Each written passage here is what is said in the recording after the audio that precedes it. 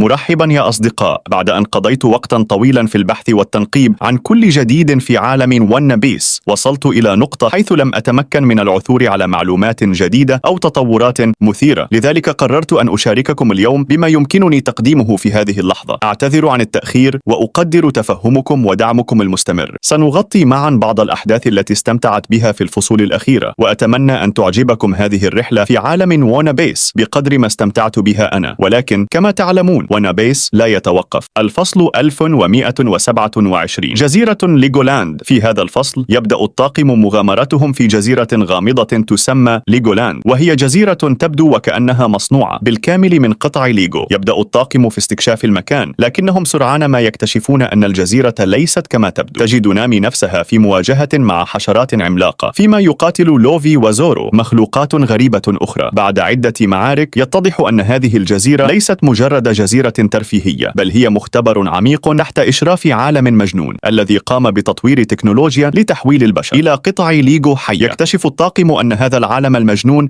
يخطط لاستخدام هذه التكنولوجيا لتطوير جيش من أبطال ليغو يستطيع السيطرة عليهم بالكامل. في النهاية، بعد مواجهات شرسة، يتمكن الطاقم من تدمير المختبر وإنقاذ السكان المحليين. عائمة. بعد مغادرتهم جزيرة ليغولاند، يصل الطاقم إلى جزيرة جديدة تقع في السماء تسمى الجزيرة العائمة. الجزيرة مليئة بالتقنيات المتقدمة، ويعيش فيها سكان يتمتعون بقدرات علمية هائلة. أثناء استكشاف الجزيرة، يجد الطاقم أنفسهم في مواجهة مع مجموعة من المخلوقات الغريبة والفخاخ المعقدة التي تحيط بالجزيرة. لكن هذا ليس كل شيء، حيث يكتشفون أن الجزيرة نفسها مهددة من قبل قراصنة الحديد الأسود الذين يخططون للاستيلاء على الجزيرة لاستخدام تقنياتها المتقدمة. يتعاون الطاقم مع سكان الجزيرة لمحاربة القراصنة وتدمير خططهم، كما يكتشف أن هؤلاء القراصنة يسعون للوصول إلى جزيرة إلباف الشهيرة، حيث يقال أن هناك أسرارا قديمة يتم السعي لاكتشافها. في نهاية الفصل، يقرر الطاقم التوجه إلى إلباف لمواصلة مغامرتهم. الفصل 1128. إلباف. جزيرة العمالقة. يصل الطاقم إلى إلباف، جزيرة العمالقة التي طالما سمعوا عنها. هنا يلتقون بمحاربي العمالقة الذين يستقبلونهم بحرارة، ولكن سرعان ما تنقلب الأوضاع عندما يكتشف الطاقم أن إلباف مهددة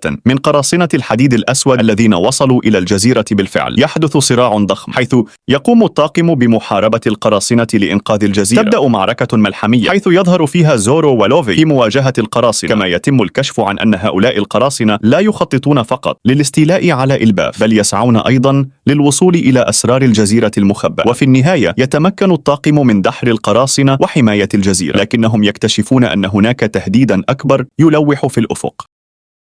هؤلاء هم الذين عرفوا كلمة السر في الفيديو السابق، وكلمة السر لليوم هي كلمة السر لوفي. إذا كنت تريد مني الاستمرار في تلخيص المانجا، ضع تعليقا أو اضغط إعجاب.